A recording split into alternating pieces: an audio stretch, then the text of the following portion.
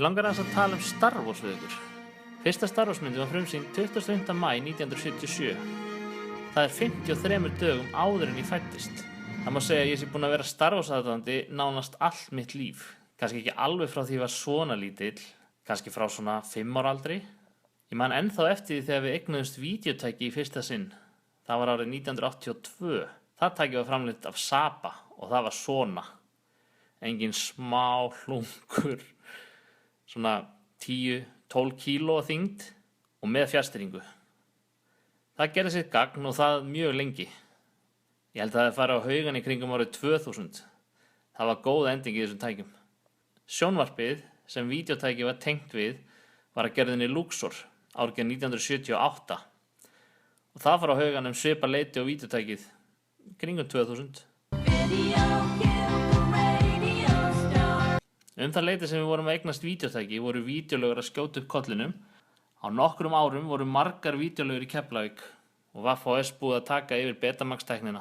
Fyrsta minning mín af því að leigja spólu var þegar ég var heima veikur, svona 5-6 ára. Ég bað pappa að fara út á vídeólögu og leigja Star Wars. Það voru komnar út 2 Star Wars myndir, Star Wars A New Hope, 77 og Star Wars The Empire Strikes Back, 1980. Og það var einmitt spólan sem pappi tók á leigu. Ég horfði á hann nokkrum sinnum í nýja vídeótækinu okkar og það má segja að eftir það var ekki aftur snúið. Ég var orðinn Star Wars fan og það mikill. Svipað leyti fór að bera á leikföngum tengdum Star Wars. Ég eignaðist nokkra kalla, kannski 20, 30 og eina flaug, X-Wing. En X-Wing fekk ég í jólagjöf svona 83-4. Kittivinur minn fekk fálkan í jólagjöf og við lékum okkur mikið með þetta dót. Eftir því sem ég var eldri og tæknin fór að batna eignaðist maður myndirnar á VFS og svo komum fleiri útgáfur af myndinni og svo kynntist ég mattavini mínum, hann var líka Star Wars fan og hann telur skipti sem hann hefur horft á Empire Strikes Back í 100 skipta, ekki tugum, heldur 100. Eftir því sem árin liðu þá hætti maður í leikföngunum sem eðlilegt og ég eignaðist myndirnar á VFS og síðar á DFD og við félagarnir gengu svo langt að kaupa Star Wars á spænsku að því áhuginn var það mikill. Ég hef aldrei séð hana eða nefnt að horfa á hana. Ég var ennþá nokkuð að Star Wars dóti sem ég hef geymt og nokkra bækur Star Wars og alls konar útgáfur af myndunum.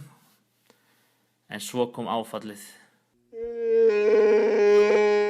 George Lucas ákvað að breyta upprunalega myndunum og okkur félagunum var ekki skemmt. Svo gerði George Lucas svipað leyti 3 myndir sem voru forsaga fyrstu 3 myndana.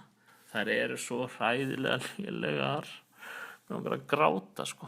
En þetta var allt saman gott markaðstrykk því þarna bjó hann til alveg nýjan aðdáendahóp og stækkaði þar með markaðsvæði sitt. Nú nýjasta myndin nýkomin í bíó og búin að slá öll met sem hægt að slá. Gömlu leikararnir í sínum hlutverkum og góðu leikstjóri. Þetta auðvitað því að þakka að George Lucas seldi réttin að Star Wars til Disney fyrir nokkrum árum á $4 milljarða. Sagan segir að George Lucas hafi komið með hugmyndir að næstu mynd sem í bíó núna til Disney, en þeir hafi sett það handrit í tætarann og sagt svo bless.